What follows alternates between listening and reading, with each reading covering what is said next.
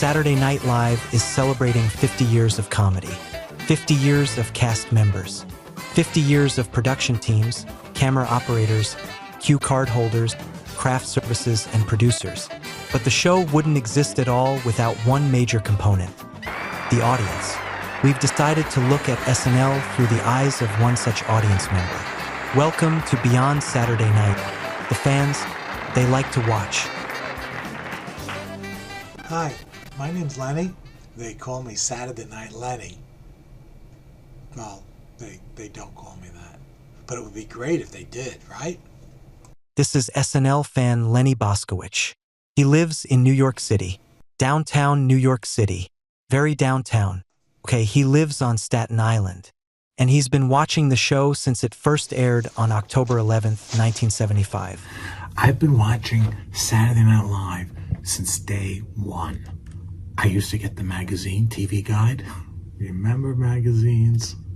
And there was an ad for a new show, NBC Saturday Night, and it was going to be sketch comedy. And I grew up loving TV comedy. I mean, It's About Time, Gilligan's Island, Captain Nice, Run, Lenny Run, and Mr. Terrific. It was all the classics. And George Carlin's going to be hosting it. And this was back when Carlin was funny. There were no VCRs back then, so I was going to have to stay up late, which meant I had to get permission from my parents and the remote control. And that was, they were really strict about that. I just loved it. The music, the Wolverines, Bees, Update. Muppets? Andy Kaufman? Too much music. Pete Carlin. How'd they fit that all into 90 minutes with commercials? I just sat there at 1 a.m. thinking, wow, they probably could have used one more rehearsal. Then that year, they did a Anyone Can Host contest.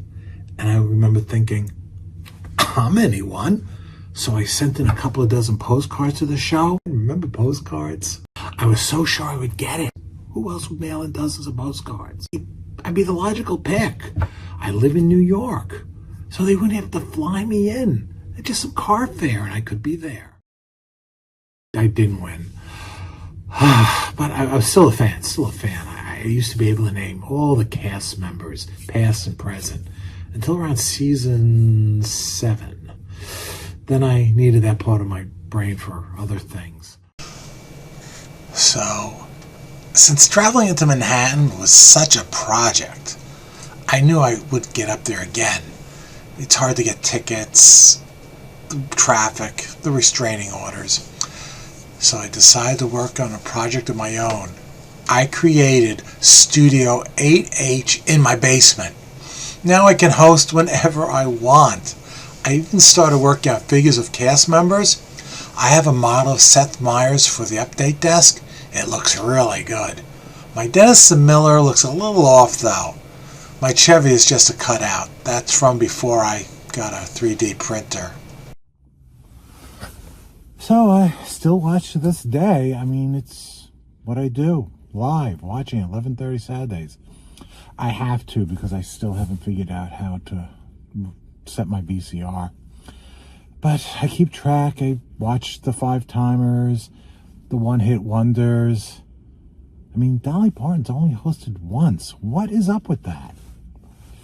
Anyway, I have to go now. I'm off to the post office to send out my postcard for the Anyone Can Host contest. I'm wearing them down. Hey, I'm driving here. Yeah, sometimes here at work I like to sit by this window at my desk and look out and pretend the Empire State Building's right behind me. And I'm sitting in Lorne Michael's office pitching him my great sketch ideas. Yeah, I do that a lot. I've had to see HR a couple of times about it.